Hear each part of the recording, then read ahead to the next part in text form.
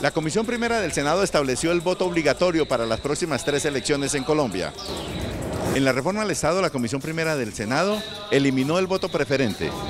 En la reforma de equilibrio de poderes, la Comisión Primera del Senado creó el Tribunal de Aforados. El Consejo de Estado advirtió en un fallo que el tope que impuso la Corte Constitucional en las megapensiones no se le puede aplicar a todos los funcionarios judiciales. Aprueban las FARC que haya caído el secretismo en torno a los acuerdos parciales de paz. Aún no se define mecanismo de refrendación en materia de paz. El gobierno iniciará una fase de pedagogía para que los colombianos entiendan lo que se está negociando en La Habana. El ministro de Defensa, Juan Carlos Pinzón, aseguró que hay nexos entre la guerrilla de las FARC y las bandas criminales. Durante su intervención en la Asamblea General de las Naciones Unidas, el presidente Juan Manuel Santos hizo un llamado desde ya a la comunidad internacional para que coopere cuando en Colombia llegue el posconflicto. Reforma tributaria estructural pide el Consejo Gremial a través de una carta enviada al ministro de Hacienda, Mauricio Cárdenas. Modificación a la expedición de licencias ambientales no es un decreto exprés, asegura el ministro de Ambiente. Empresas de flores que deben salir de la Reserva Forestal del Norte en Bogotá piden indemnización y aseguran que más de 6.000 empleos están en riesgo. Autoridades realizan un gigantesco operativo en el centro de Bogotá para combatir la venta de celulares robados. En total, 84 establecimientos comerciales fueron objeto de incautaciones. Copa Suramericana, todo sobre Juego de Nacional esta noche en Paraguay. Mala racha del Cali, pierde 3 partidos en línea, ahora cae con Patriotas en Tunja. Juegan en este momento Caldas Chicó en Manizales. Se cierra la fecha. Los espero desde el estudio del Teatro Mayor Julio Mario Santo Domingo en Bogotá, en donde hoy se realiza el montaje de la obra Un collar de oro por un collar de mitos, inspirado en el escrito de William Ospina. Además, la llegada de Chayanne a Bogotá. Ya nos vemos. Buenas noches, nuestros temas de hoy. Por fin, luz al final del túnel de Interbolsa. 2. La DIAN actúa como algunas esposas, a veces zanahoria, a veces garrote. 3. ¿Saben lo que es pánico, susto, terror? Algunos lo están sufriendo. 1, 2 y 3 al cierre de la emisión.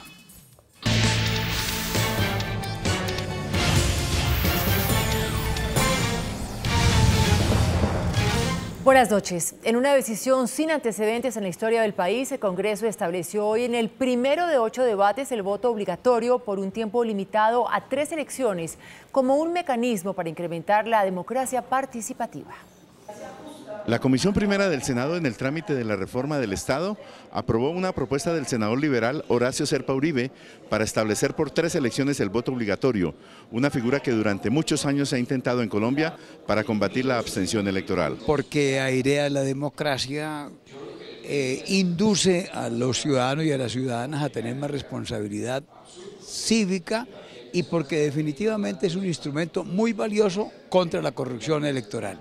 Hoy el voto es un derecho ciudadano, lo quieren convertir en una obligación.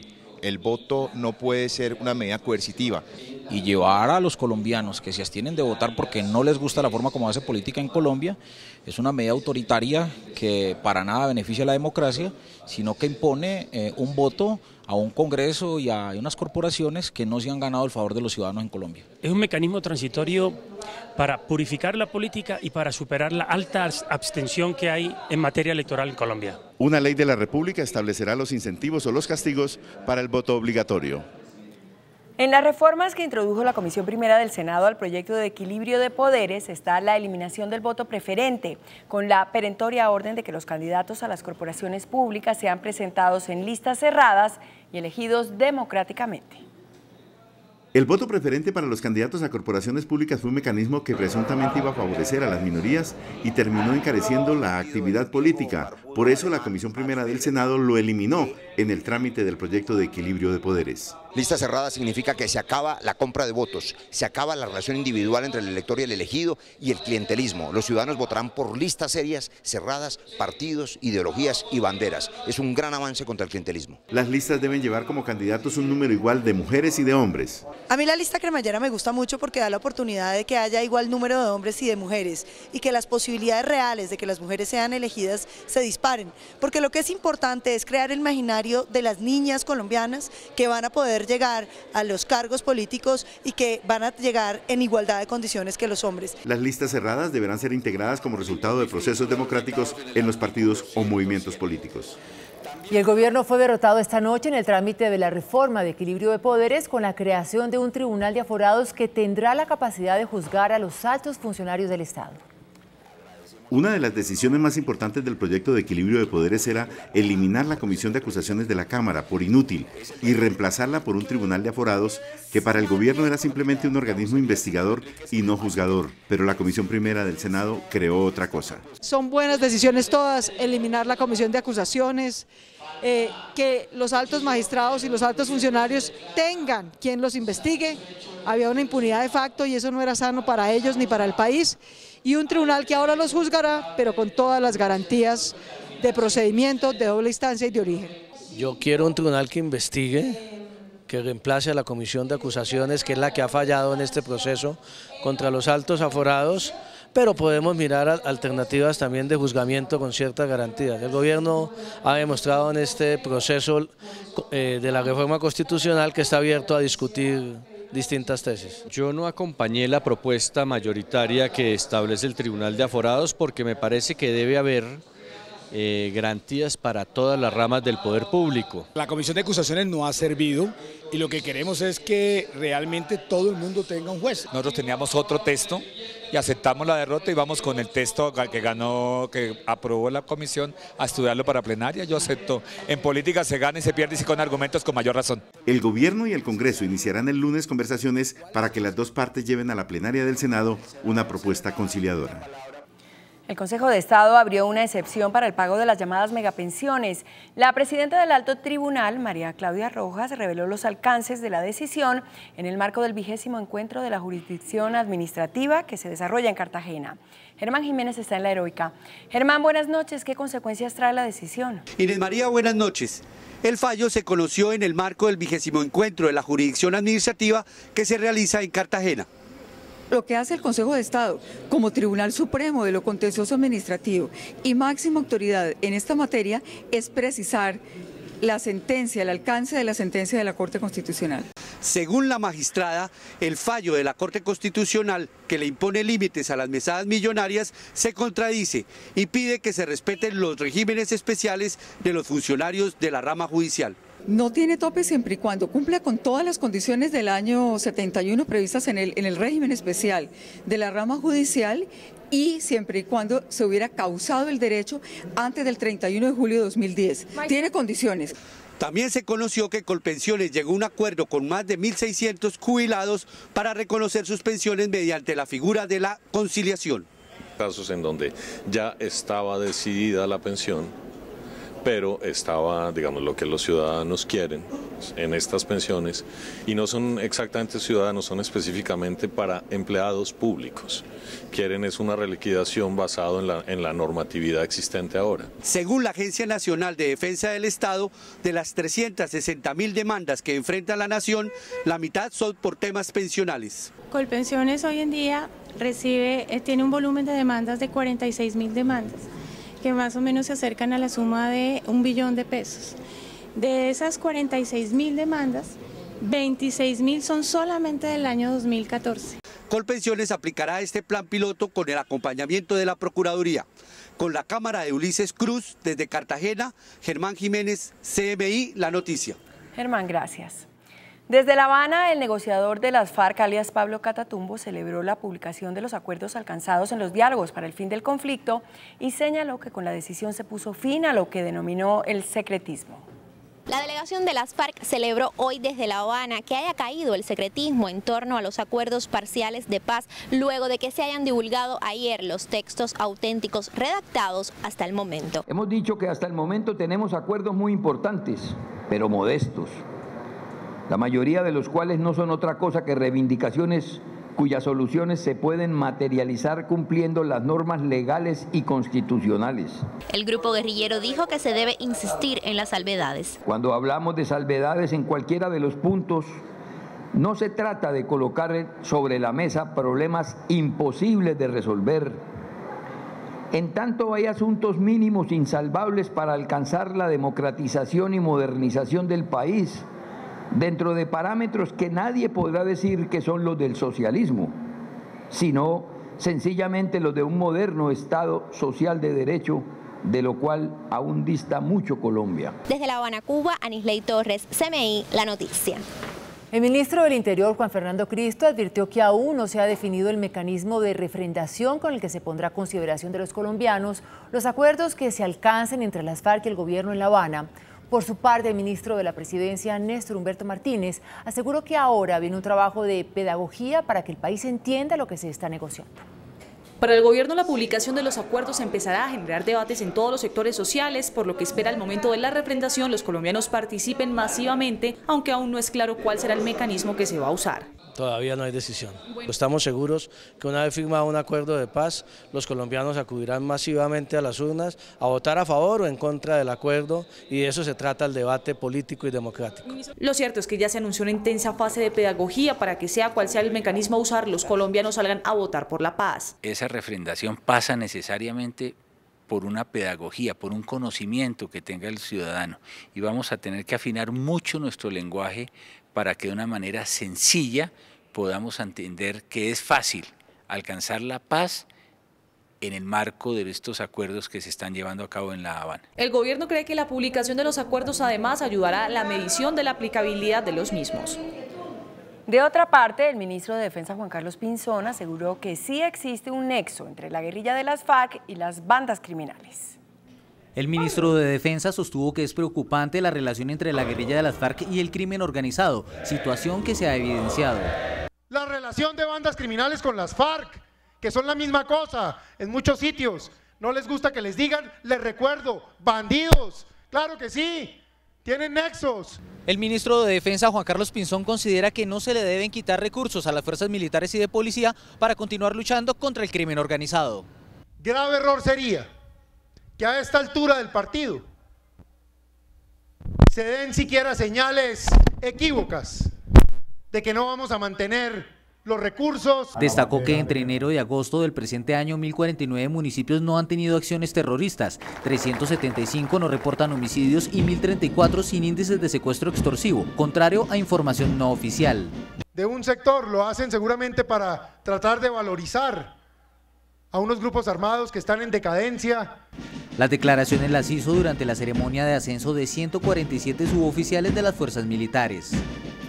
Y en Nueva York, durante su intervención ante el Pleno de la Asamblea General de la Organización de Naciones Unidas, el presidente Juan Manuel Santos convocó a la comunidad internacional a prestar su apoyo en el posconflicto en Colombia. Aquí en la sede de Naciones Unidas, el presidente Juan Manuel Santos tuvo su participación en la Asamblea General. Dijo que en un mundo donde se están escuchando malas noticias de terrorismos, conflictos y enfermedades, Colombia quiso traer un mensaje diferente. Quisiera traer a esta Asamblea una luz de esperanza, la esperanza de alcanzar la paz en Colombia. Ante representantes de varios países del mundo, el mandatario hizo un balance de los avances que ha tenido en el último año el proceso de paz con las FARC. También les explicó cuáles son esos desafíos cuando llegue el posconflicto. Tendremos inmensos desafíos para reincorporar a los desmovilizados, garantizar la presencia del Estado en las zonas afectadas por el conflicto. El jefe de Estado habló de las personas que no quieren la paz. Dijo que simplemente están acostumbradas a vivir en guerra y se lucran además de ella. Tenemos que persuadir a los promotores de la guerra, convencerlos de que ese no es el camino y convertirlos en promotores de la paz. Estamos perdiendo el norte cuando vemos las tragedias que sufre la humanidad sin que nos duela. Desde la sede de Naciones Unidas en Nueva York, Franci Milena Sepúlveda, CMI La Noticia. El plan de manejo ambiental de la Reserva Forestal del Norte de Bogotá exige que 5 empresas cultivadoras de flores salgan de la zona. Los floricultores exigen una indemnización y advierten que 6.000 empleos están en riesgo. El sacrificio por recuperar y transformar en el parque ambiental urbano más grande de Latinoamérica, la Reserva Forestal del Norte, que abarca más de 1.400 hectáreas en Bogotá, se convirtió en una pesadilla para más de 6.100 personas. De estas, 2.418 son madres cabeza de familia que trabajan en los cultivos de flores y se podrían quedar sin empleo, pues sus empresas deben abandonar la zona. Hay unas implicaciones económicas muy importantes para los empresarios y para los trabajadores. Los floricultores exigen a la Corporación Autónoma Regional de Cundinamarca una indemnización. Estamos hablando de cerca de 200.000 millones de pesos en ventas de esta actividad. Cuando se desmonta una finca, prácticamente lo único que se recupera es la tierra. Exactamente 5 empresas deben dejar el área, 34 lotes que cubren 158 hectáreas. Las compañías tienen 7 años para salir de la reserva. Los propietarios preguntan por qué son los sacrificados si universidades y casas pueden quedarse. Las autoridades adelantaron en Bogotá una redada contra el comercio de celulares. Cerca de 1.000 uniformados se tomaron una amplia zona de San Victorino. 17 personas fueron capturadas. Imágenes como estas que evidencian las diferentes modalidades de robo de celulares en Bogotá obligaron a las autoridades a tomarse desde el mediodía la avenida Caracas con calle 13, zona en la que, según informaciones de inteligencia, se vende el 80% de los celulares robados en la capital del país. En estos sectores donde los comercializan, donde los arreglan, nuevamente les cambian los software y los sacan nuevamente al comercio. Por eso estamos aquí con la Fiscalía, por eso estamos aquí con la Policía Judicial, para garantizar y verificar toda la información que nos ha llegado a la comunidad.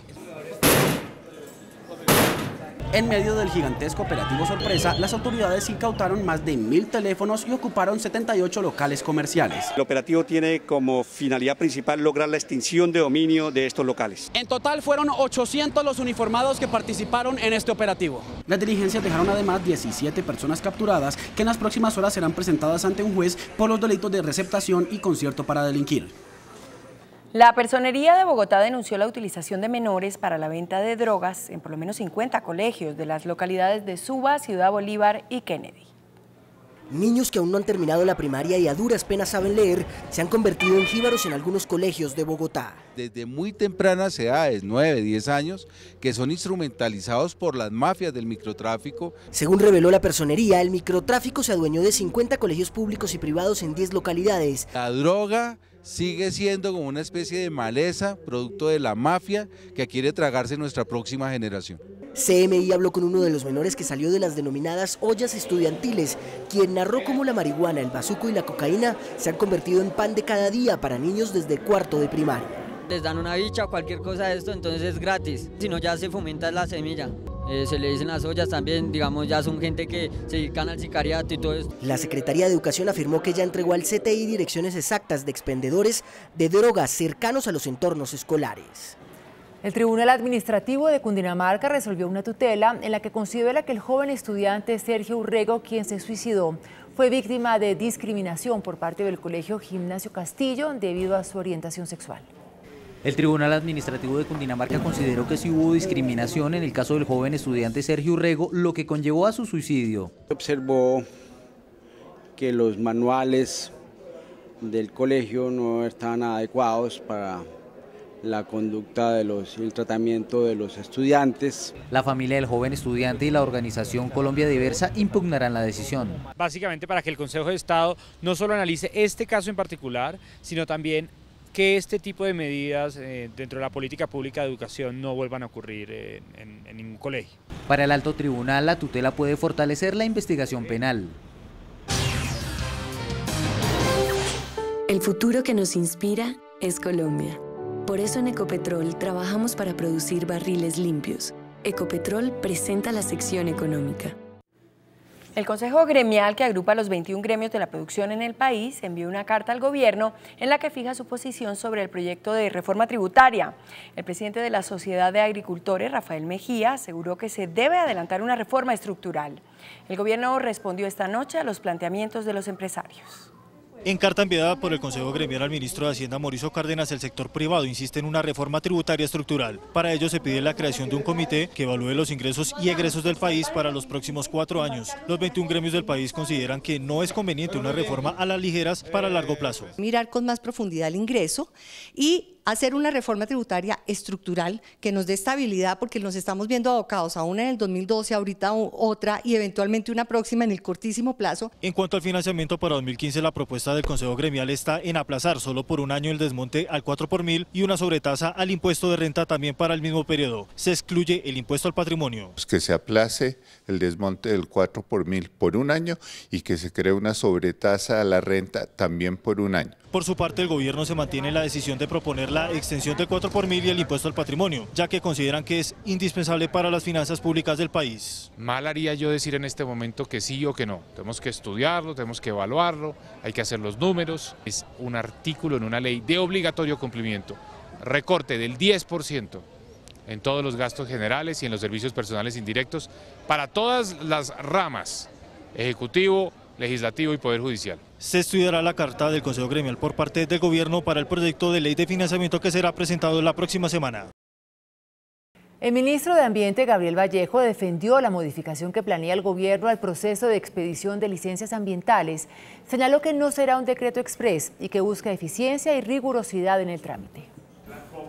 La modificación del decreto 2820 de 2010 que prepara el Ministerio de Ambiente busca mantener el rigor en el proceso de expedición de licencias ambientales.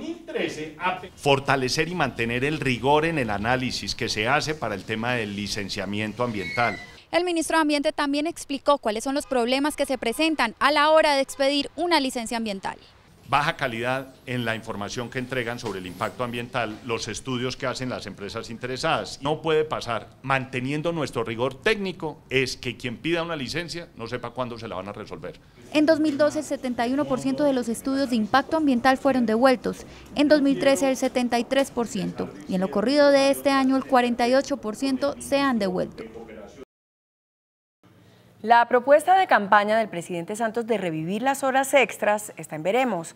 Los empresarios se oponen tajantemente y el ministro del Trabajo, Luis Eduardo Garzón, asegura que las medidas que se tomen no pueden afectar la economía del país.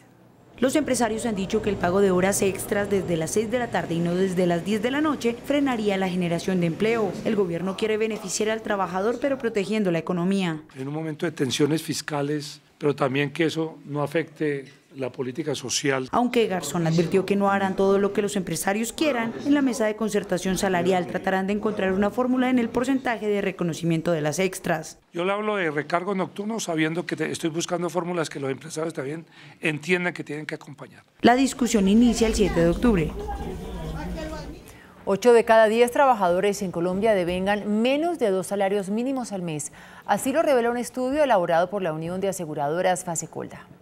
El informe de Fasecolda señala que el 80% de los colombianos trabajadores ganan menos de 2,2 salarios mínimos, 1.200.000 pesos. Pero las cifras del gremio asegurador muestran además cómo los empleados del país no están afiliados al sistema de riesgos profesionales. De 21,4 millones de trabajadores, solo 8,7 están afiliados. El informe argumenta que la evasión de aportes y la informalidad son las principales causas de la baja afiliación de trabajadores a riesgos profesionales. El Tribunal Superior de Antioquia profirió un fallo histórico en el que ordena la restitución de 50.000 hectáreas de tierra a una comunidad indígena en el Chocó. La decisión favorece a la comunidad en Veracatío del resguardo del Alto Andagueda, ubicado en el municipio de Bagadó. La decisión ordena el reconocimiento de los derechos fundamentales al territorio, al gobierno, a la seguridad y a la asistencia alimentaria de la comunidad. Y se recuperan los fondos de pensiones. En el más reciente informe de la Superintendencia Financiera, se revela que en estas entidades se incrementó en un 10% el ahorro de los trabajadores.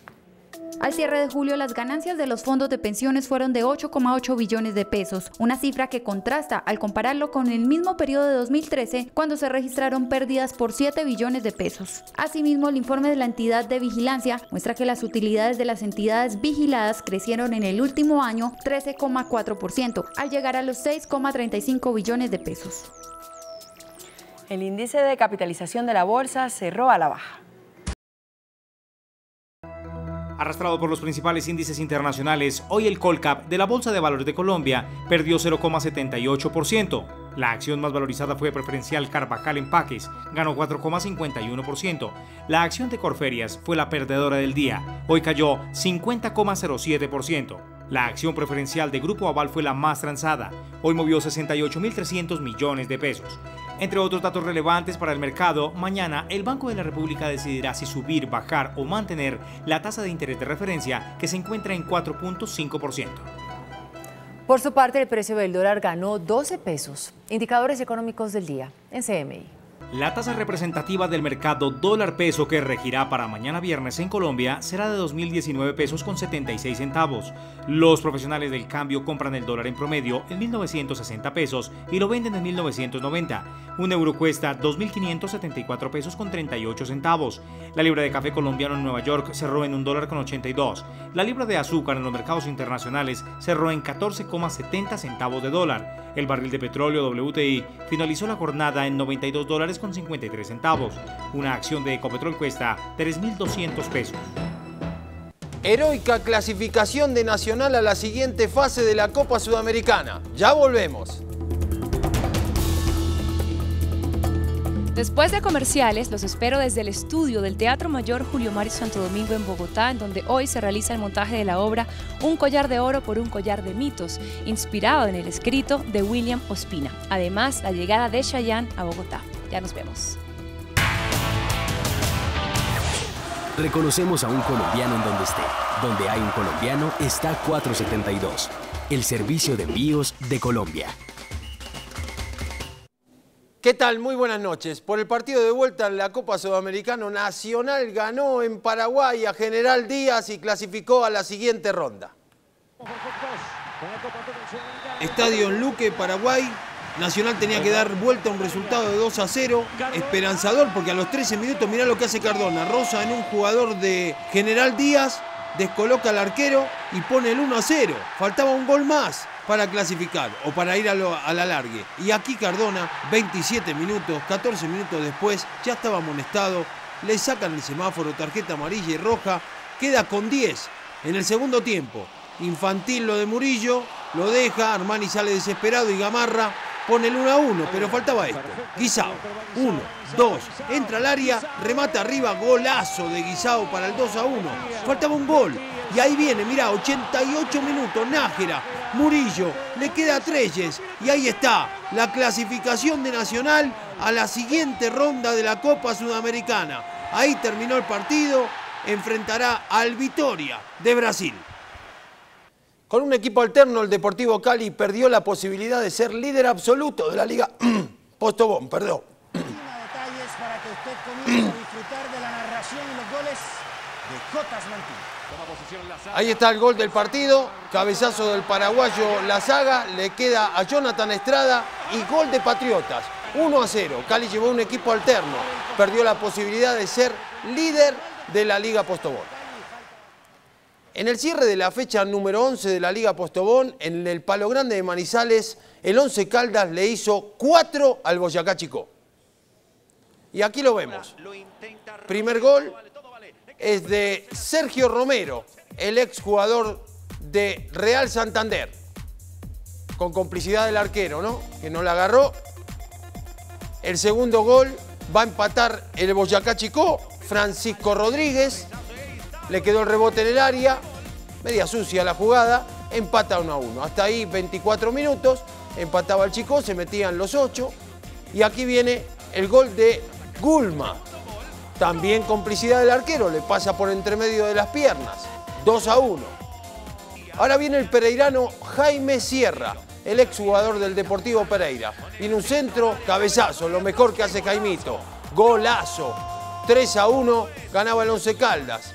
Y este es el último, que lo hace Cristian Palomeque, el exjugador de Alianza Petrolera, para tener 21 puntos, igual que Santa Fe, pero Santa Fe lo supera por 2 goles. Regresó un gigante, luego de 86 días de recuperación de su lesión, volvió en un partido de exhibición frente a Songá, el español Rafael Nadal. Casi 3 meses después de haber caído eliminado en octavos de final del Abierto de Wimbledon, el español Rafael Nadal regresó a la actividad. El tenista número 2 del ranking ATP dejó atrás una lesión en su muñeca derecha que lo privó de ver acción en la temporada de cancha dura en Norteamérica, incluyendo el US Open. Hoy en una exhibición disputada en Astana, la capital de Kazajistán, se enfrentó al francés Jo-Wilfried Tsonga, a quien derrotó en 3 sets con parciales de 6-7, 6-3 y 6-4. Nadal tiene previsto para finalizar el año afrontar 5 torneos, empezando la próxima semana por el ATP 500 de Pekín y continuando con el Masters 1000 de Shanghai, el ATP 500 de Basilea, el Masters 1000 de París y el Torneo de Maestros de Londres. Que tengan una muy buena noche. Los espero mañana a 6:40 en Gente Pelota. Acordate siempre, mirá deporte, hacé deporte y los dejo en la mano del entretenimiento con Andreina.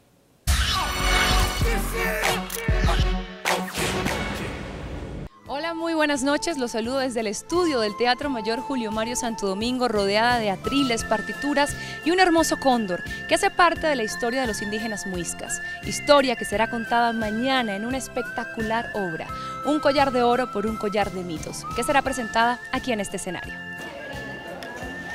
Hoy se realiza el montaje de esta gran puesta en escena. Con más de 100 artistas en el escenario, entre actores, músicos y coristas, mañana en el Teatro Mayor se presentará Un collar de oro por un collar de mitos, una obra de teatro inspirada en el libro de William Ospina, con la cual el gobierno de Cundinamarca lanzará su marca. Precisamente es recrear toda la mitología muisca y para poder preparar para el lanzamiento de la marca Cundinamarca El Dorado, la leyenda viva. Y ha sido maravilloso porque todo esto viene de una investigación con los gobernadores muiscas, con la comunidad.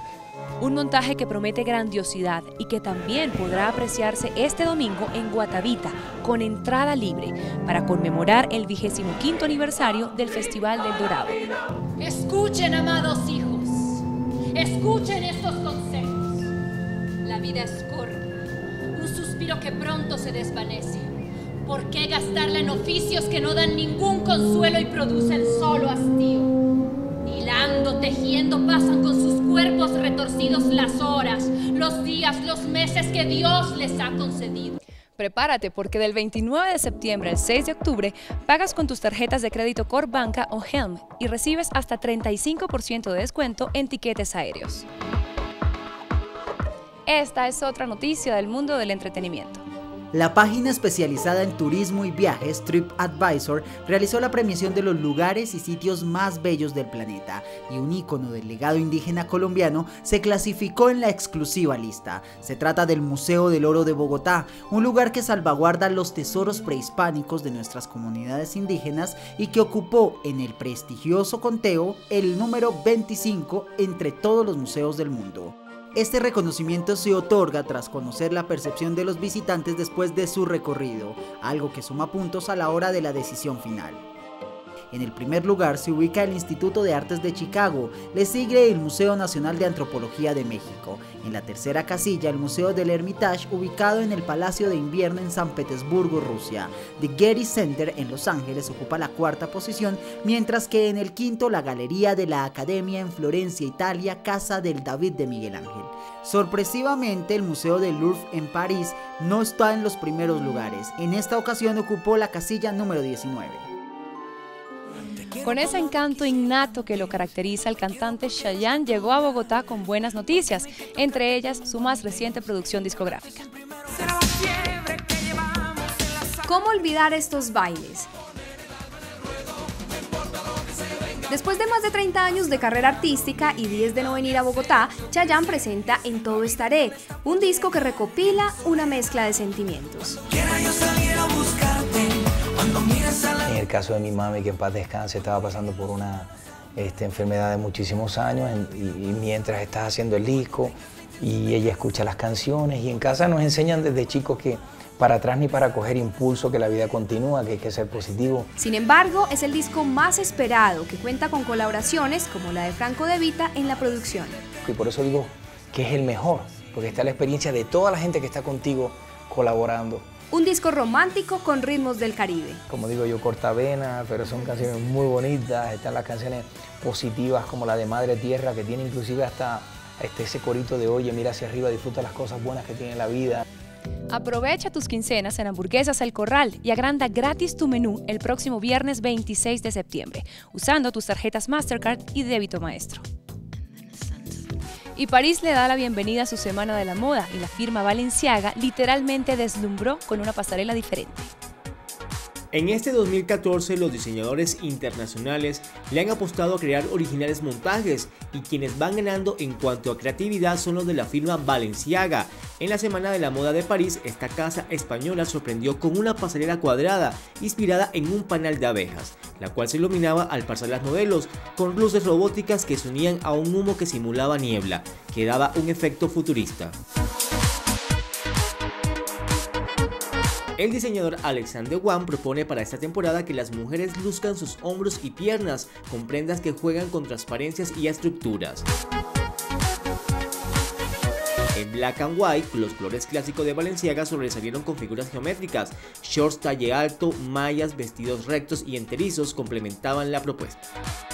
Desde el Teatro Mayor Julio Mario Santo Domingo, donde mañana se presenta la obra teatral Un collar de oro por un collar de mitos, me despido por hoy. Que tengan una excelente noche y nos vemos mañana. Chao. Después de la pausa, nuestros temas de hoy.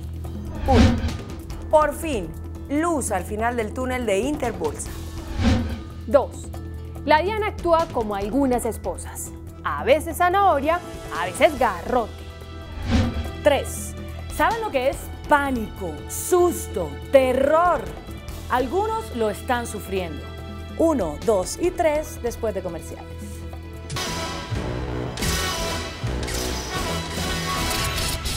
Nuestros temas de hoy. 1. El escándalo de Interbolsa va camino de la claridad en varios de los procesos que se adelantan contra los directivos y asesores comerciales de esa extinguida organización. Hay un hombre que está dando luces específicas sobre los delitos que se cometieron. Se trata de Jorge Arabia, quien actuaba como vicepresidente financiero y miembro de la Junta Directiva de Interbolsa cuando ocurrió la intervención del Estado en noviembre de 2012. En la audiencia en la que la Fiscalía solicitó al juez del caso la aplicación del principio de oportunidad en beneficio del señor Arabia, se explicó lo siguiente. Debido a que él aceptó ser testigo de cargo contra sus antiguos compañeros responsables del desfalco, a cambio de la suspensión de los procesos en su contra, la Fiscalía aceptó la propuesta. En otras palabras, usted, Arabia, acusa con pruebas y sirve como testigo, y yo, fiscal, suspendo los procesos en su contra durante 2 años mientras verifico que usted cumpla el acuerdo. En esa audiencia, el abogado Francisco Cintura, quien representa a los afectados, advirtió que aceptaba el acuerdo siempre y cuando Arabia entregara la información que permitiera establecer la ruta de los dineros que fueron desfalcados a Interbolsa. La intención del abogado era clara: saber a dónde fueron a parar todos los dineros captados por Interbolsa. Arabia aceptó entregar esa información y un agente 001 de esta sección estableció que la Fiscalía ya recibió la documentación respectiva. Es decir, ya está clara una cosa: los fondos volaron hacia Panamá y hacia Bahamas. Ahí es donde surge la gran talanquera de la reserva bancaria que aplican rigurosamente los llamados paraísos fiscales, como son hoy Panamá y las Bahamas. ¿Cómo repatriar ese dinero? ¿Cómo recuperarlo? ¿De cuánto estamos hablando? Todas las respuestas a estas preguntas, que no tiene la reserva propia de la investigación, debe darlas la Fiscalía. 2. Zanahoria y garrote dará la DIAN. El nuevo director de la DIAN, Santiago Rojas, está empeñado a como der lugar en mejorar el recaudo de impuestos. Ofrecerá premios a los contribuyentes para que exijan la factura de sus compras. Rifará 16 automóviles y 2 camionetas 4x4 matriculadas y con seguro obligatorio de accidentes incluido. La rifa será entre noviembre y diciembre entre quienes registren sus facturas en la página de la DIAN. Esa es la zanahoria. Ahora vean el garrote. En las próximas 3 semanas, la DIAN enviará cartas a los morosos para que cancelen sus deudas. Si no lo hacen, habrá embargos y remates de bienes para quienes no cancelen. Mañana arranca todo el plan, al estilo esposa, cuando el marido llega moroso. Primero el garrote, luego vendrá la zanahoria, cuando llega amoroso y cumple sus deberes a tiempo. 3. La ola de pánico y terror que se siente en el Instituto de Bienestar Familiar es peor que la provocada en las salas de cine por Actividad Paranormal. La 4ª entrega de la saga de esa película se exhibió en Colombia hace unos meses y rompió en el mundo todos los modelos del cine de horror americano.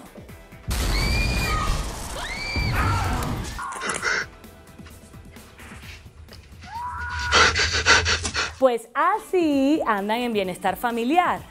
La razón, la nueva directora de Bienestar Familiar, Cristina Plazas, llegó a poner la casa en orden.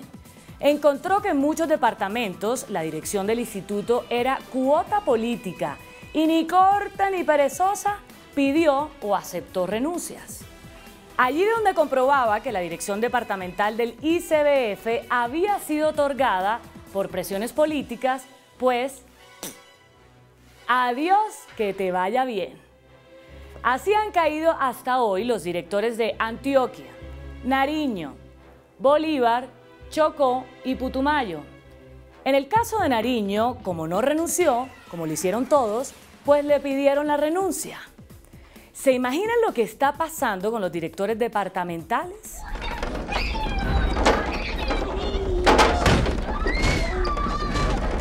Es que no se equivoquen, tener carita de niña, adolescente y bonita no es ser idiota. No se equivoquen, no se equivoquen. Hasta mañana. Que descanse.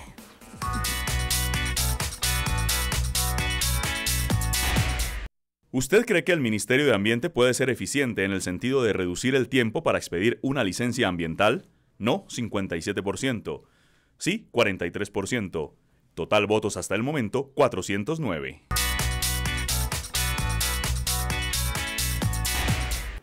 En un operativo de la policía, el ejército y la armada resultó abatido esta noche Aníbal Guarín Herrera, alias Tomate, jefe de la columna Alirio Torres de las FARC, que tiene influencia en el Valle del Cauca. Información preliminar señala que junto a alias Tomate también cayeron muertos 2 de sus hombres y 5 más fueron capturados. En las próximas horas, el ministro de Defensa entregará detalles sobre este golpe. Hasta aquí las noticias, gracias y buenas noches. Nos vemos mañana como siempre en CMI, La Noticia.